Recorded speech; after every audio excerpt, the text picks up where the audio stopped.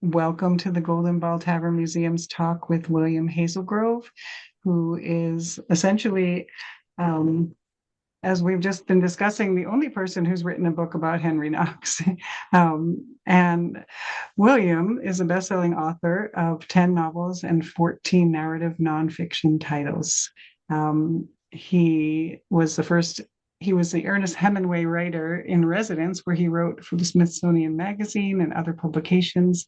He's been featured on NPR, All Things Considered, and has just an amazing resume here that I'm looking at of books that he's written and things that he has talks that he's done. And we are so grateful to welcome him tonight. I know you're going to find this a very interesting talk, and that is why you're here. But before we get to that, I'll just let you know, if you don't know anything about us, this is the Golden Ball Tavern Museum, is a revolutionary era historic house museum and tavern, built in 1768 by Isaac Jones. We have multiple wonderful stories connecting us to the Revolutionary War. And we also have the history of 200 years of the same family living in this house. So 6 generations of the Jones family lived in this house. We get to tell the story of the Revolution, but also of that family. And we are open every Thursday during the year. So you're always, if you're local, you can come and visit us. But we also invite you to visit our website so you can learn more. I'm going to put that in the chat. I'm also going to put William's website as well as the link to his book. And before I forget, I would just like to say the trustees of the Golden Ball Tavern are very glad to have you here. We all are very happy to welcome William, and I'm going to turn it over to him now. So thank you again. And William, over to you. Oh, great. Thank you. Thanks everybody for coming. I'm in Chicago, so it's kind of a rainy night here, which is weird. It should be snowing and cold, but hey, weather's changing. So yeah, I wrote Henry Knox's Noble Train, and the first thing I discovered it when I read David McCullough's 1776. A lot of you probably read that. Great book. He devoted about 5 or 6 pages to it, to Henry Knox's journey with the cannons, which we're going to talk about extensively. And I got very interested in that, and so I write narrative nonfiction, which is where I take a slice of history and dive into it, much like Eric Larson. And I realized nobody had written a book about this, which amazed me. There's some kid books, but nobody really dove into it. So that's what I did. And later ended up with the Distinguished Book Award from the Colonial Society in New York, which was a lot of fun to get. But it still is a story a lot of people don't know. In fact, just today I was in a coffee house and some people were asking me, what was going on this evening. I told them and they said, "Oh, I don't know." And I had the book sitting right there. And so I had to explain to them with coffee cups and, sugar and all sorts of stuff, what actually happened with Henry Knox pulling these cannon. With that, let's jump into it. The Noble Train, I put it together, just a quick note on this. I put it together with Henry Knox left a diary. It was a very scanty diary because he was writing it outside while he was doing this. And then any letters, uh, news clippings, anything I could find that would reference it. And then there was 2 gentlemen, military men, who actually, one gentleman wrote a self-published book, and then another gentleman did it for his thesis for the Defense Department.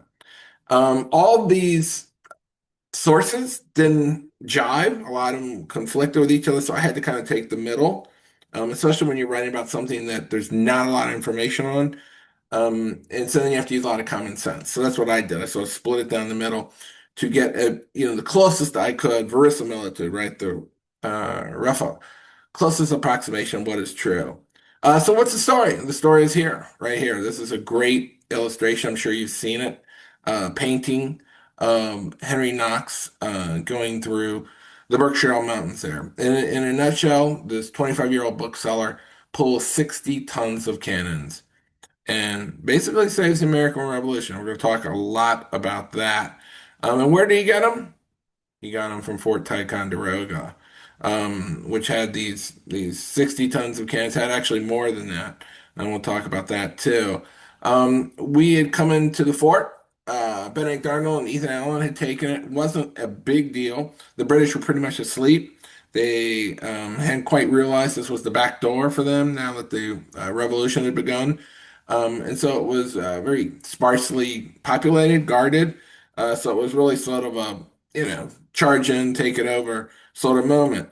But of course, the problem was there were these cannons, but they were 300 miles away from Boston. So in a way, it changed nothing.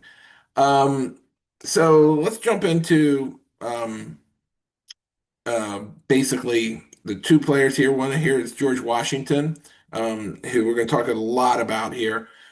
He had a great little saying, every mickle makes a muckle, which means small things add up. He was basically a gentleman planter when the revolution was breaking out.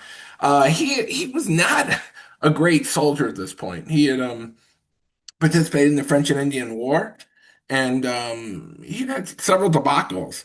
And so he married Martha, who had quite a bit of property, was fairly wealthy in her own right, and he became a gentleman farmer, if you will.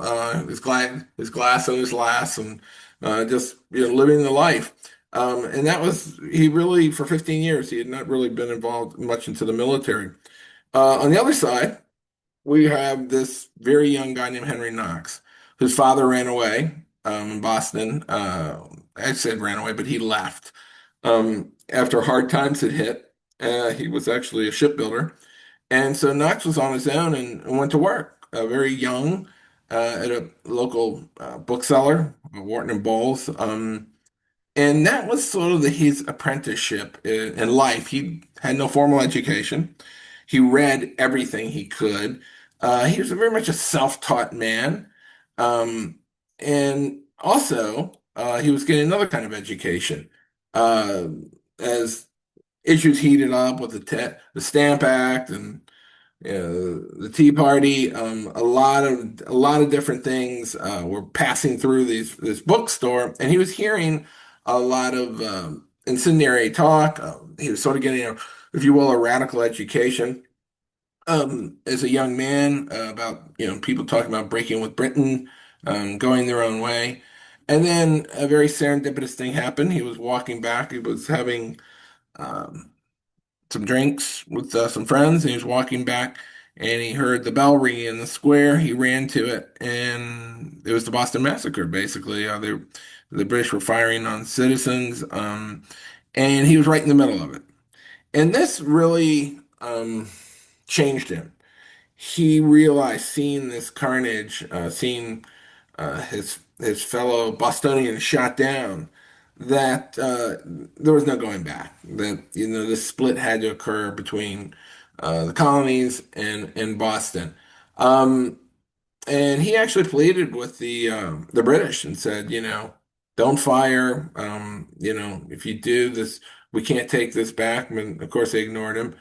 And then he gets his own bookstore, the London bookstore, and he was a pretty good bookseller. Obviously, I'm in the business because I write books, and he was the first guy to use blurbs, if you will. Nobody had done that. Also, he priced his books very low. And this was the time when they believed only cultivated people should read. Highly educated people. The common man had no business reading. Well, Knox took a very, very different tact. He was this sort of voluble, big man. He was a big man, and he was very much let the common people come in, and he priced his books so they could afford them. But it became sort of a rebel salon, if you will. It became a place where a lot of radicals congregated, and the British began to know this. The British started to regard him as a rebel bookseller. During this time, he meets Lucy Flecker. She's a daughter of a royalist who's fairly high up in the government. Very good family. She's very much taken with Henry Knox. Now, Henry Knox uh, he had a hunting accident and he blew off the little finger of his hand. He always wore this colorful scarf wrapped around his hand. He was sort of a very flamboyant fellow, and he was self-taught. He was very well read, and she was very impressed with him. But her family was not, and basically told her if she married him, they would cut her off. And so she ignored them, and they even tried to hire Henry Knox into a business position. He said no way. So while this is all going on, Lexington and Concord occur. Um, and this again lets Henry Knox know that there's no going back, and he probably is not going to be able to stay in Boston. Um, and obviously, the result of Lexington Concord wasn't great for the colonists. Uh, but they did get chased back into Boston, and he saw the wounded. And then he has a moment where he realizes he has to go, which is where Paul Revere comes and tips him off and says he's about to get arrested. The British were beginning to arrest anybody they suspected of sedition, of foaming rebellion, and Henry Knox was on this list. So in the middle of the night, he and Lucy basically sort of wore disguise. They closed the bookstore, and the British were keeping an eye on them. And they went down to the harbor, um, and they had a boat waiting there for them. And this is the early chapter of my book. They row out from Boston, and it's pretty remarkable they did this because um, they had no idea what was going to happen. They're rowing away basically from everything they know. Lucy would never see her family again.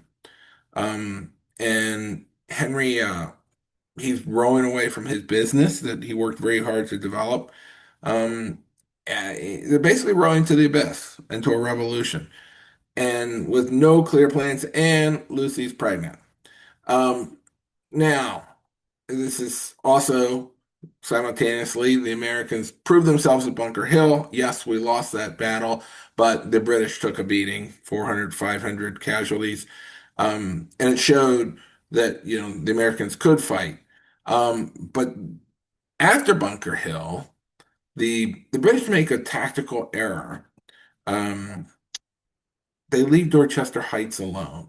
Now, Dorchester Heights is this sort of cliff, this overlooking height that it looks over Boston. And General Howe just said, I'm not going to occupy that." And his officer said to him, "Listen, I think you should. Um, if anybody puts cannons up there, we're in trouble." And General Howe said, "The Americans don't have cannons. And if they did occupy it, we would just go up there and take it back." So to him, it was no big deal. But we're going to revisit this again. This was actually a very big error on the part of the British. So George Washington, the planter, arrives, and a little bit about George Washington. He's a tall man. He's about 6'4". He's physically robust. He was known for his strength. His feats of stamina. And he also likes the good life. So he brought with him servants, personal servants. He lives very well at camp. And he's a little just astounded at the condition of what is supposed to be an army, when it's really all it is a collection of militias from the colonies. There's no discipline. Uh, there's no sanitation. The latrines are right in the middle of the camp and every other thing. There's scurvy. There's bad dysentery. People leave at will. There's no sense that this is, you should stay. If people want to go home to their farm, they just leave.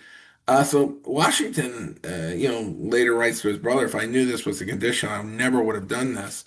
Because basically he's taking on this sort of disintegrating army. And the worst thing is the desertion rate is just through the roof because to these militias, and a lot of these were mountain men and such like that, they just felt like, well, they fought the British, they'd done their duty, and they could leave. uh, this wasn't a great thing. So Washington was not a popular general when he got there because he had to bring in discipline. And again, he felt that he was a bit of an elitist, and he felt like a lot of the Bostonians and people from New England were sort of common, and this also leaked out. This sort of rabble militia, he called them. But then the biggest body blow for Washington. Okay, so and the situation is, by the way, the British are occupying Boston, and the Americans are outside of it, and the British feel we'll take care of the Americans in the spring. To the British fight like gentlemen fight. They line up and they shoot each other, two lines, three lines, and uh, and you only fight in the spring and the summer, and then you relax in the winter. Well, so to them, they're like, let them sit out there and fall apart. They have their spies who tell them that, Washington's army is basically falling apart anyway. And so to General Howe, he's like, I'll just come out and destroy them in the spring. Um, and there's something also that the British don't know, but is terrible. And Washington finds out, and it's just a body blow. They have less than 10,000 pounds of gunpowder, which is about 9 rounds per man. It's not enough, and it's certainly not enough for any artillery, although they have none. And to take a city by siege, you need artillery. This goes back to the Romans. You need to be able to lay siege, and they just don't have any. And there's no foundries in the colonies either. So, and worse than all this, even if Washington would try and invade Boston or do something, and he did want to, um, you know, he doesn't have the gunpowder. But he keeps this quiet because this is actually the worst moment for him because he just doesn't have enough material to wage war. Now, back to Henry Knox. Henry Knox drops Lucy off at a small town, and he goes to join Washington, the Continental Army outside of Boston. Um, Basically, Knox again is self-taught. He's drilled with some small cannons, a small artillery train in Boston, but essentially has no training.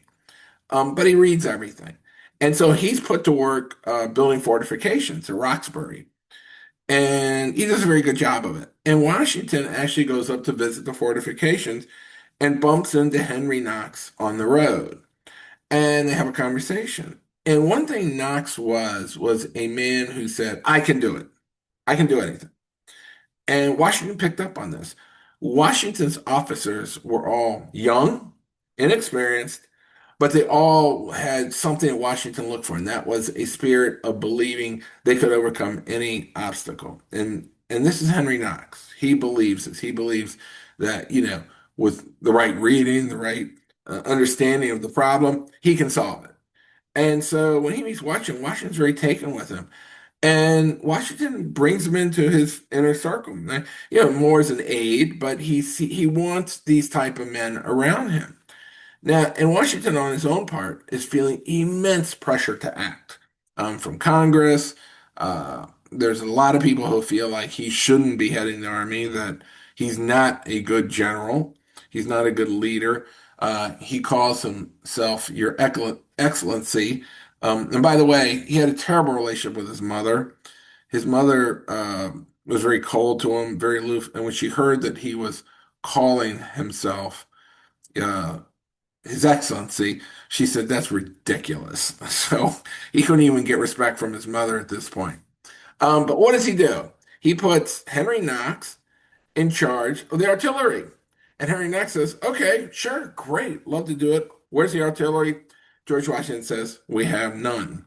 So essentially, Knox was in charge of nothing. But, but, they all know about the cannons of Ticonderoga.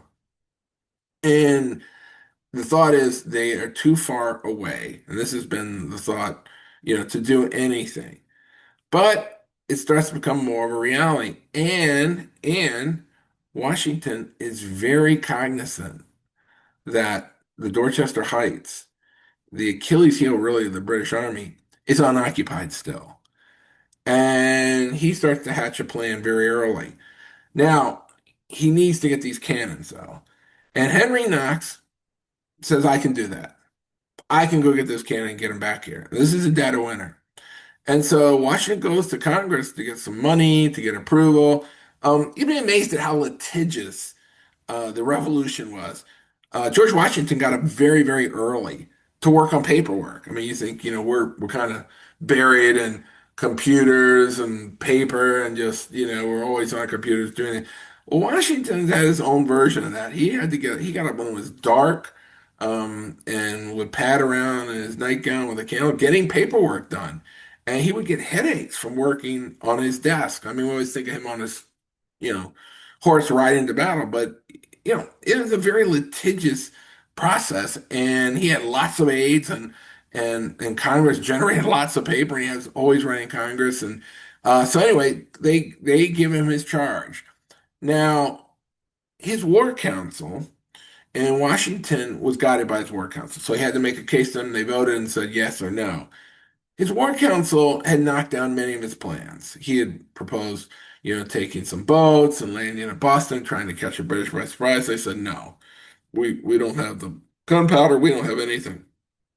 Um, and so when he came up with this to the war council, he said, look, I want to go get the cannons at Ticonderoga. I'm going to send this Henry Knox. Um, I've got approval from Congress. They said, don't do it. Don't do it. This will fail. This guy will just disappear with the money. Whatever you give him, he's going to disappear with and never come back. It's impossible to bring those cannons back from Fort Ticonderoga, 300 miles away.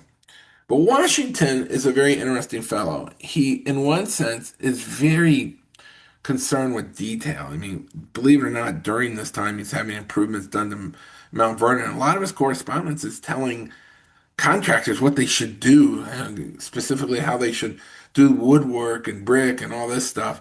And at the same time, he has that side for he has a wild man side that will just do the bold thing. And this is the wild man side, the bold thing.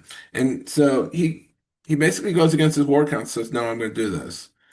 And Henry Knox, it'd be great to say if he had a great plan, but he doesn't. He's never moved 60 tons of artillery, which is basically the equivalent of 25 SUVs, over mountains, lakes, and rivers. He has no idea what, other than what he's read in books. All right. And you can bet if there was a book around to say how to do this, he read it. So finally, they start out, he and his brother William, in 1775, November, winter. And again, the British don't believe in doing anything during winter. They're enjoying fine dining, beautiful women, theater in Boston. They just figure they're leaving the rabble army, as they would call them, out there to freeze and wither away.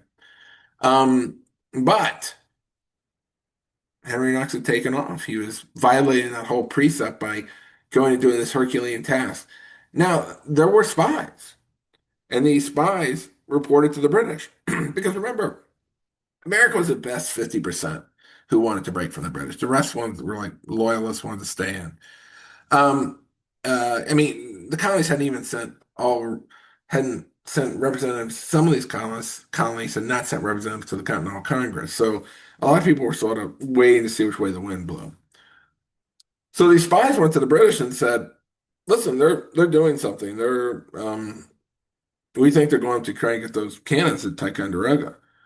And the British said, "That's ridiculous." And the British were very patrician based. If you came from a good family, you got promoted.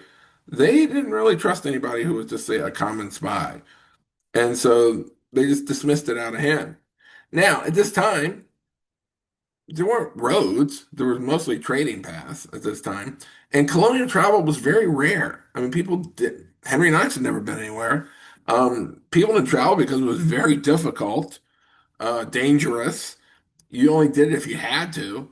And so most of the people stayed in their towns, in their area, their farms, wherever it was. So, they're basically setting out into the wilderness at this point. Now they immediately hit a terrible northeaster snowstorm. And again, we have all this winter garb now, all this down coats and all that. They didn't have anything like that. They had homespun. So all they can do is layer up at best, but mostly just get cold. And they suffer through it. So they get through this. Henry actually has directions from George Washington to stop in New York to ask for cannons, see if they have any. Washington's not prideful. He'll take whatever he can get. New York, basically, the governor and such say no. They had a few, but they aren't giving them up. So, again, Knox at this time found some old foundry in New York that he thought might be able to be resurrected, and he let Washington know that. But other than that, there are no cannons for the Continental Army at this point. So they head off for Fort George, um, which is on Lake George, and they reach it, and the traveling's pretty good. They aren't dragging anything; they're moving along. And at the fort, they arranged to get some piroguas, some gondolas, and some bateaux. And by the way, these forts are studies in isolation. They're terrible. They basically leave you up there. There's scurvy, there's disease, the food's awful, it turns rancid. You have this salted beef and stuff. They become really this terrible outposts that nobody really wants to be in after a point, especially the ones that have been fairly abandoned by the governments. But they reach there, they get these flat bottom boats, and this is what they're going to use to transport the cannons. And now, what's Lake George doing? Well, Lake George is in the process of freezing. Um, and so, but it's still got an open path through the middle, as you can see here. And so they can't tarry. They must get across quickly before it freezes totally. And so they do. They cross Lake George very quickly, and they reach Fort Ticonderoga. Now, when they get there, um, the men there are amazed to see them. Again, Ethan Allen and Benedict Arnold had left us this skeleton crew of people to occupy it, seeing as no great value of the fort and couldn't do anything with the cannons. And so these people were amazed to see Henry Knox and his men crossing Fort Lake George. So Henry immediately goes through the cannons, and there's about 160, and most of them are not usable. They're old. The caissons are rotted away. Some of them cannot be fired. So he picks out 59 cannons from the fort, okay, to transport back. This will be basically 60 tons, or 119,000 pounds. And so they put them into these, and in the book, I go through, I'm hitting the high points here. In the book, I go through exactly how they put these things into these flat bottom boats and how they have to be very balanced perfectly in groups because you have 5,000 pound cannons, some of them, and these boats will sink low in the water. The gentleman who did the big thesis uh, for the Defense Department, he really broke this down into exactly how Knox, separated the cannons, separated the groups to go back across Lake George. And it was laborious because Ticonderoga is actually on Lake Champlain, and you go up a tributary to reach it from Lake George. And so when they were loading them, a big part of the effort was just getting them off the fort and down the side. They had to use block and tackle, and then they had to, have them dragged any way they could to the boats and put in. It's amazing that they could handle all this tonnage, but they did. So then they're finally ready to return. And again, remember the lake is in the process of freezing, so they can't waste any time, and they immediately head back. That's what, and there's a chapter in the book called The Hell of Lake George, where I really go into detail what happened on the return trip. Basically, they've got these 60 tons of cannon, um, and the wind's against them. And so now they're basically rowing as best they can against the wind and the cold, and they're freezing. Um, it's just it's agonizing how slow they're going. And by the way, too, they're spread out. It's not like they're all moving in this group. They leave at different times, so you're pretty much on your own. And if you're in your piragua, you're the gondola with these flat bottoms, you're pretty much just trying to stay afloat because the water's kicking up and you're loaded. You're really loaded down. Um, they get as far as Sabbath Island. And Sabbath Island was this island right in the middle of Lake George, and there's Indians. And when they get there, things have not been great between the Indians and the colonists. A lot of savagery on both sides. And so, they pull out their weapons, thinking the Indians are going to attack them. But lucky for them, the Indians were not that way. They actually gave them some food.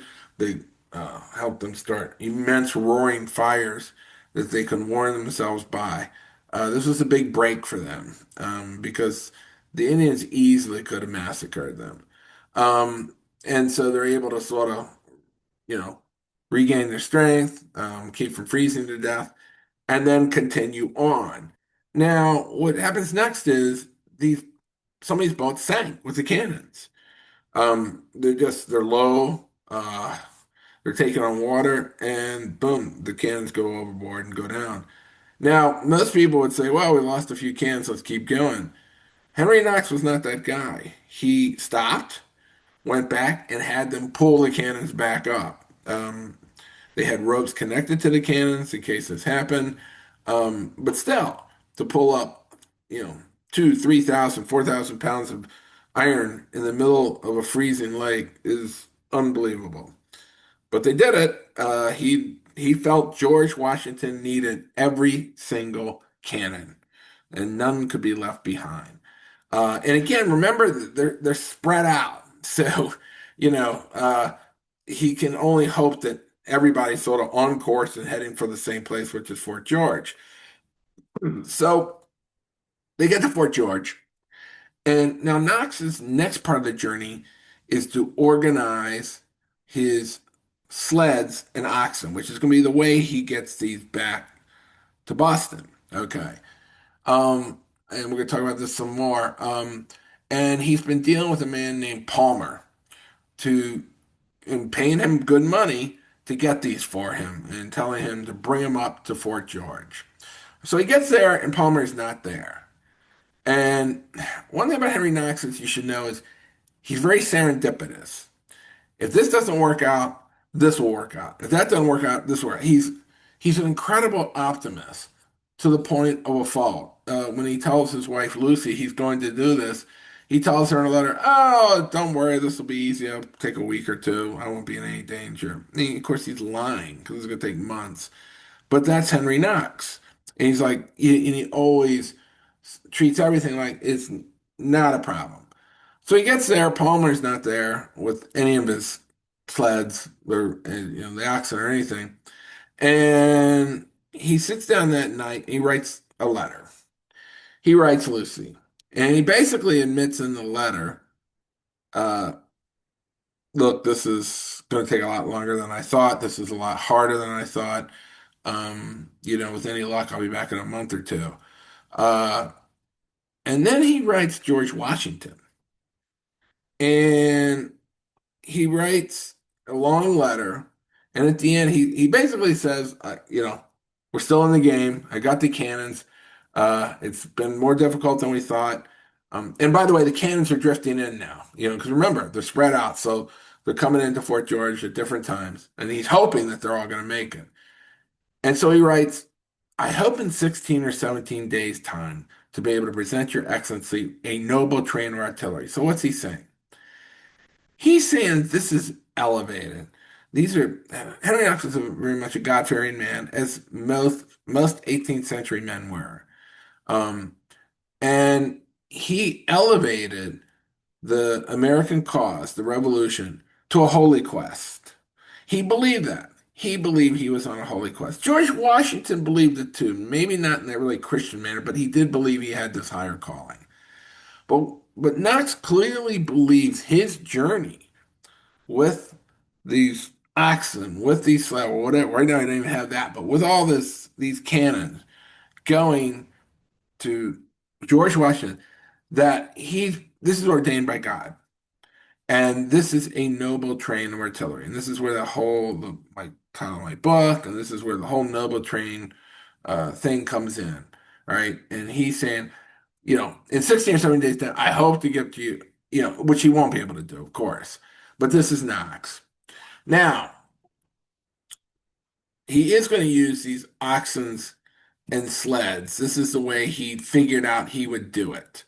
Okay, you can see in this picture here, the oxen will be yoked up, and they're going to pull this 120,000 pounds of cannons, or the equivalent, just to give us a modern take on it, 20 SUVs. Imagine dragging 20 SUVs over frozen lakes, frozen rivers, and frozen mountains.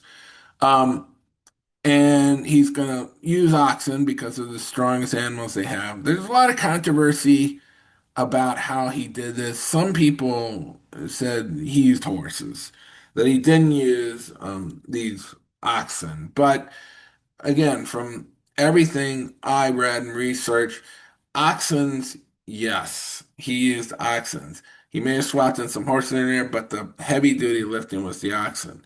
And you can see he broke down the cannons onto these sleds. But he doesn't even have this yet. But this is what he's come to believe is how he's going to do this. But the problem is he gets ripped off by Captain Palmer. Basically, Palmer disappears with his money, with George Washington's money, with the Continental Army's money, with Congress's money. The only money they had really to do this. And so Knox, in desperation, uh, goes down to Albany to somehow come up with some way to rectify this. Now, there's a General Schuyler who's been informed of his problems, and he puts him in touch with a man named Jim Becker. And Jim Becker is a Teamster, much like Teamsters today. They move heavy freight. They move it for the British, they move it for the Americans. And Jim Becker has moved things akin to these cannons, all right, for the British. Um, and Becker and his son and his Teamsters sign on, and they agree to get the oxen and sleds. And the way they do it is they put out the call to the countryside, and everybody responds and comes in with the oxen sleds. They start coming from all directions, going up to Fort George. So it's just luck, if you will. It's not giving up, but it does finally come together. They get all the cannons, and they divide them up into groups. They put a certain amount of cannons on one sled, a certain amount on another. They have a certain amount of men for each group, certain amount of oxen for each sled, and so forth. So it's very methodical, and they are not all together. They are separated by time, space. Some leave early, some leave later. Um, but Knox begins back on January 2nd, 1776, heading back to Boston. Now, the route is a little a little strange, but he comes straight down. You can see here, and he's basically just come straight south and then cut over and go on my map. It's right and go across Massachusetts to Boston. Um, Now, the problem is he has 42 sleds and 90 oxen. And we can relate to this now, it gets warm. He's thinking he's going to be on ice and snow and slide along. Well, suddenly there's a warming trend. Here in Chicago, it's now 55 degrees, which is really strange for us. I'd rather have the snow. But this is what Knox was getting. So now the sleds and the oxen are getting bogged down in mud. And they tip over, and they have to stop, use block and tackle to right them. It's incredibly labor intensive and incredibly slow. And on their path, they have to cross the Hudson River 4 times at various points, just to catch these existing roads, if you could even call them that. Mostly they're trading paths, and and um, and this is the Hudson in summer, and it looks very idyllic. This is what Henry Knox is dealing with. The Hudson River is frozen, and he's got to cross this frozen river 4 times with all this tonnage. Now, he's done a lot of reading again. How do you cross ice with heavy cannons? Well, what the books told him is you create an ice road. And what's an ice road? You drill holes down into the ice and you let the water come up and slop over and refreeze. Okay? And so this refreezing creates strength. And this should give you a sort of ice road across. And so they quickly developed a methodology on how to cross the ice. So what they would do is the lead sled with the heaviest cannon, say the Big Bertha, the 5,000 pound, would lead with one of the teamsters, and probably Jim Becker, who was the lead teamster, with an axe. And they'd walk very slowly across the ice. And if that ice cracked, if that sled and that cannon started to go in, Becker would swing the axe, cut the rope, and save the oxen. He didn't want to lose the oxen going down in there too. Um, so this again, very slow, very painstaking. But if they went across with the heaviest cannon first, then they pretty much knew, okay, the rest could cross safely. And so this is how he did it. This very slow, plodding pace. And again, they're crossing ice with a 5,000-pound cannon. Add to that the weight of the oxen and the men. The first crossing goes fine, but then the second crossing, they go through. The cannon goes through.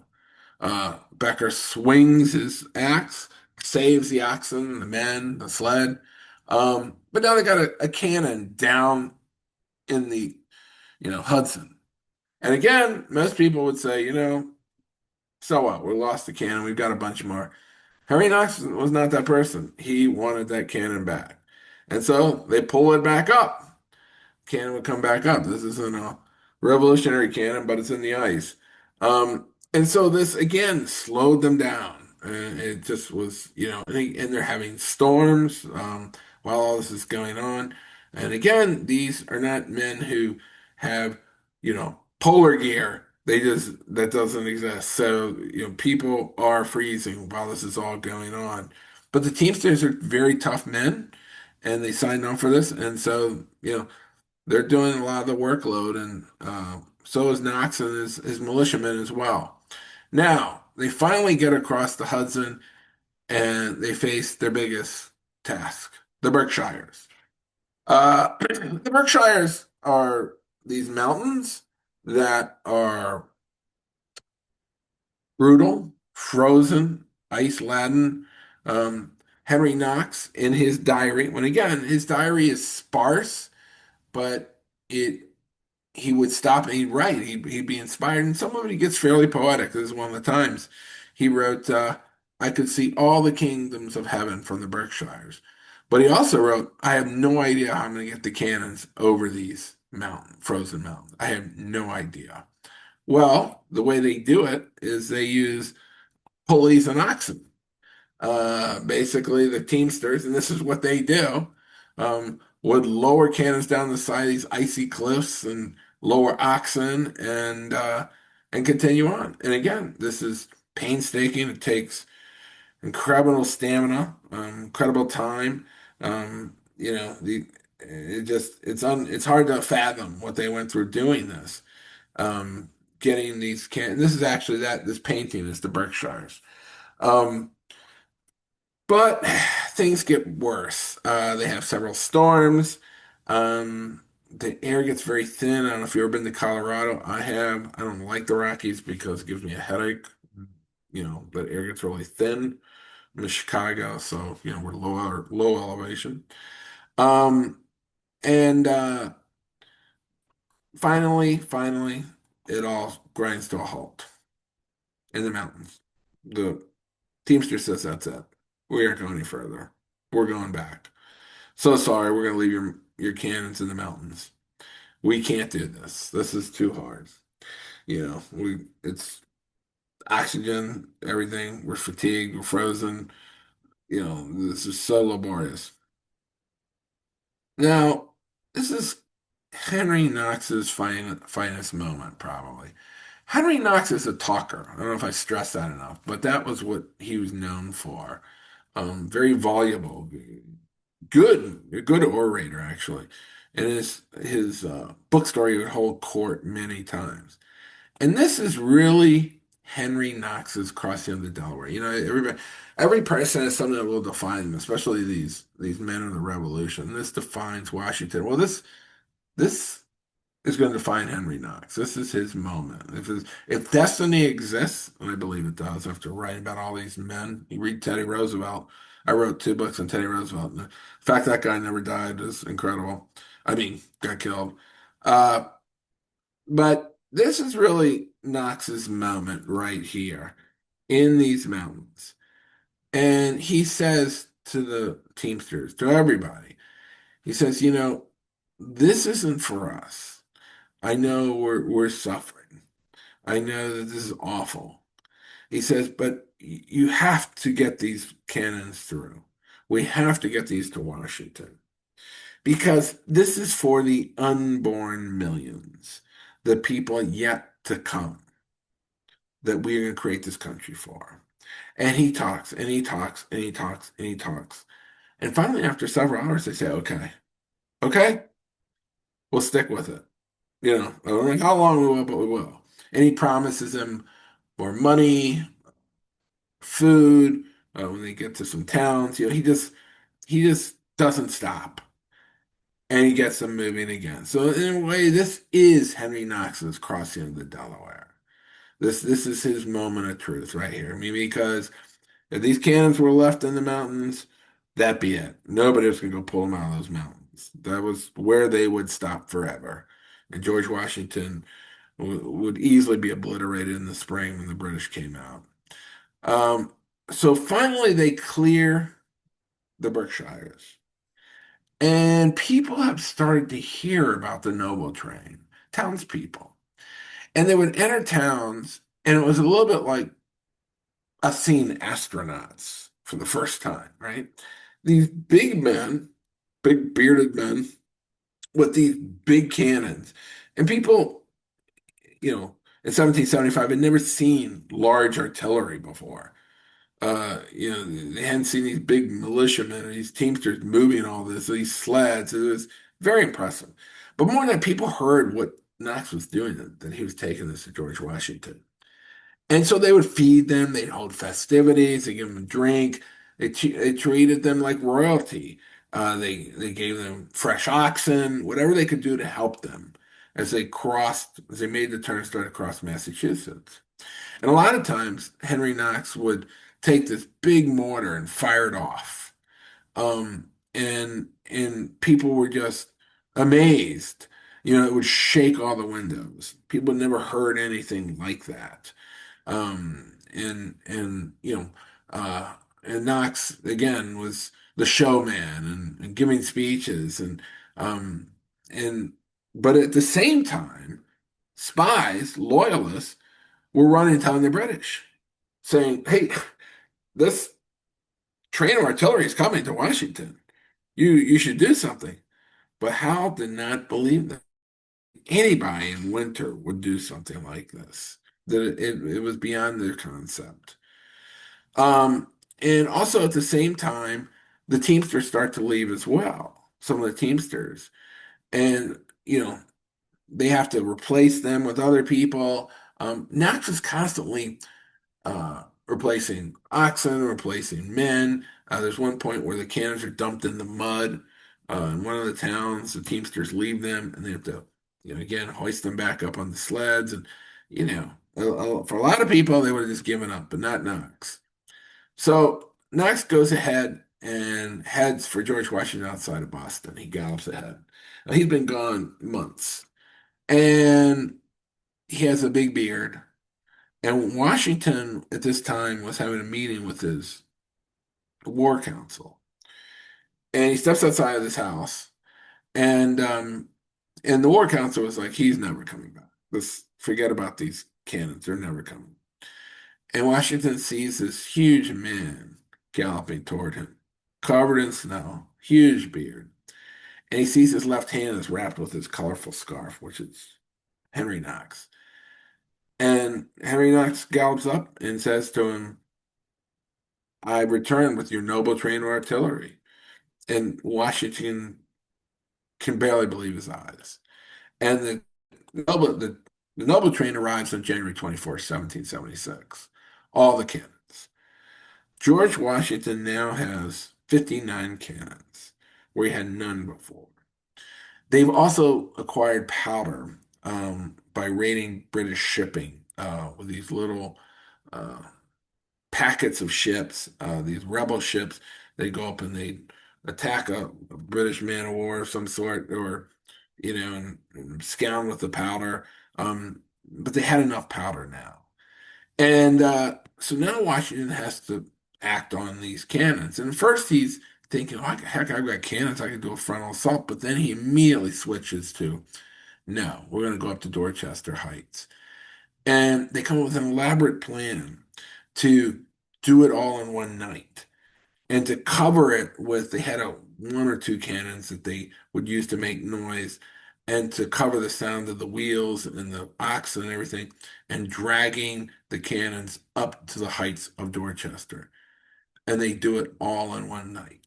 They get all these cannons up there and positioned on Dorchester, which was an amazing feat.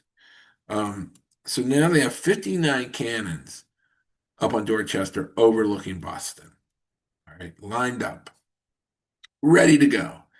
And Washington at dawn on March 5th, 1776, comes and walks the line on his horse. And he says, remember this moment. Remember this moment because you will tell your grandkids all about this, that you were here. This is the moment where destiny is made. And they unleashed the bombardment. And the bombardment is just basically shooting down onto Boston. And the houses are exploding. These are all wooden homes. And fires are starting. And General Howells, with his concubine, rolls out of bed out into the street as all these British officers are running to the street. And they stare up toward Dorchester where they see all those cannons skylit against the dawn. And Hal cannot believe it. He says, how did they do that? It would have taken me months to do that. How did these colonists, these rabble, get those cannons up on Dorchester without anybody knowing it? But he immediately says, well, I'm just going to take it back. So he puts all his troops into boats to go assault Dorchester Heights. Now, Washington knows this is coming and he gets ready for it. And then a freak snowstorm comes up because actually the British were going to get pretty much obliterated by Washington and these cannons and these boats. But Howe believes so much in the invincibility of the British Army. But a freak snowstorm comes up and blows all the boats out to sea. Uh, and then Howe gets a body blow. Um, the admiral, all right, so all these man of wars are in the harbor. And the admiral of these British ships says to him, you got to get those cannons down or we're leaving because they can hit us. And they were within range. It'll be a lucky shot, but they could hit them now with the cannons. He says, we're sitting ducks. We've got to go. Howe's officers saying, we've got to go. They're just going to rain these cannonballs down on us and they're going to blow the ships out of the water and we're not going to be able to leave. So Hal says to Washington, if you don't molest us, we won't burn the city. We won't burn Boston. We're going to leave. And so he does. He takes 10,000 troops, all the loyalists that can jump into these ships because they know the revenge is coming. And incredibly, the British sail out of Boston. They leave, forced out by the Americans. And this is astounding to people in Britain, people in France, and the Americans, essentially forcing the British out and winning this battle. When they leave, Washington and Knox head army back into Boston. Knox is at the front. Washington last. He goes to his bookstore. Of course, his bookstore's halfway destroyed, but he's the prodigal son as he returns. Henry Knox. And again, this gives him the first victory of the American Revolution, and gives him time to develop the army as the British head for New York.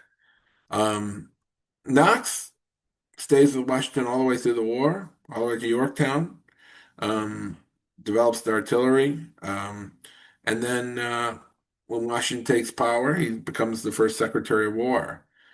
Uh, and he really proved that maxim that necessity is the mother of invention. He saw nothing but success, and he made it up as he went, which is so indicative of the revolution. These are people who just had to recreate war. And Washington realized all he had to do was survive. He didn't have to win. He just had to survive because he could bleed the British. And it was immensely expensive for the British to have this army over in America and supply them. And he does. He bleeds them for years and years and years, all the way up to 1883. And the war becomes unpopular in Britain. And then, of course, the French get in, they trap him at Yorktown, and it's over. Henry Knox becomes a private citizen, um, and he builds a big mansion in Maine. He's not a good businessman, although he tries hard. Also, he has personal tragedy. All his children die. Some in childbirth, some a little older. Uh, Child mortality was at an all-time high. Um, and he basically ends up going bankrupt. Um, he has to sell off his mansion. He and Lucy, and Henry Knox dies in 1806. Lucy lives on, um, and she actually dies destitute as well. Um, and unfortunately, at the time they were buried in a pauper's grave, which was something that's terrible. But that's what happened to them.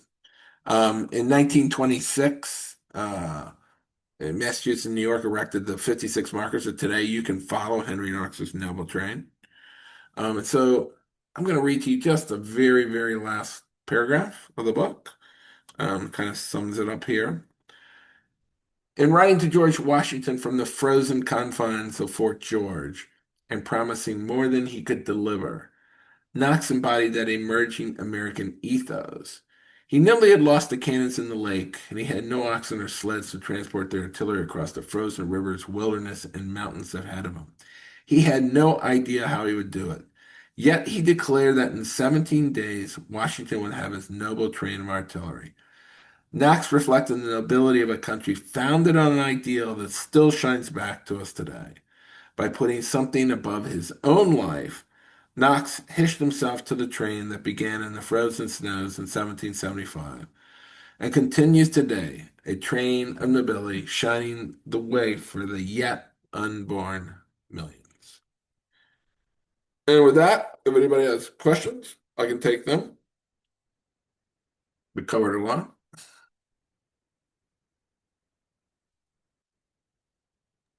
Our moderator comes back. Oh, I can see the chat. Oh, you can see. Can you see the Q&A? I can. Let's see if I can open it up here. Okay. Okay. I think somebody put a question, but in the chat. How long in days and miles did Knox's slog from Ticonderoga to Boston take? How many cannons and men were lost along the way? Actually, no cannons were lost, and no men were lost. Um, it took roughly over 2 months, and it was 59 cannons, 60 tons, 120,000 pounds.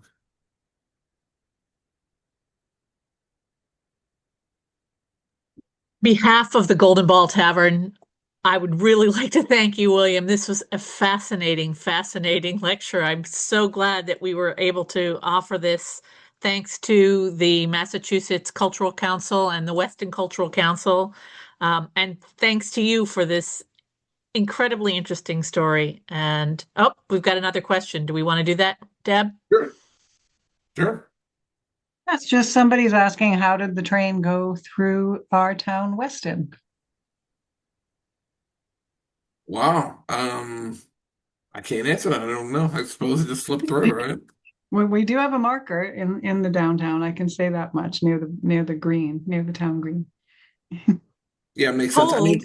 yeah, it went through a lot of towns, and I go through in the book quite a bit, in that long passage when, they knew they were going to make it at this point, and the parties actually, as they passed through towns, got bigger and bigger because people knew what this meant. It was really the first embodiment of the American Revolution to a lot of people that there was actually this army that was going to fight on their behalf, and that these were going to George Washington to get the hated British out of Boston.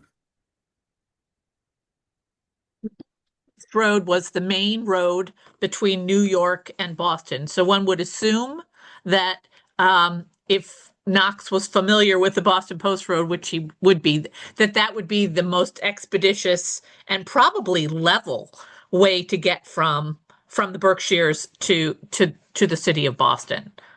Yeah, yeah. I mean, he really was a guy who they would, try one path and then go to another. And in the book, especially in crossing the Hudson, I he had to keep turning back, going to different places to try and cross.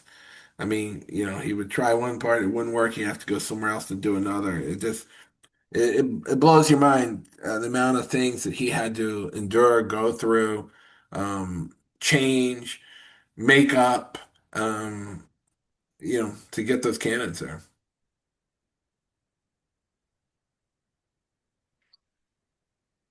Truly a remarkable individual, and it's very sad that he died destitute and did not get all of the accolades that he probably should have gotten.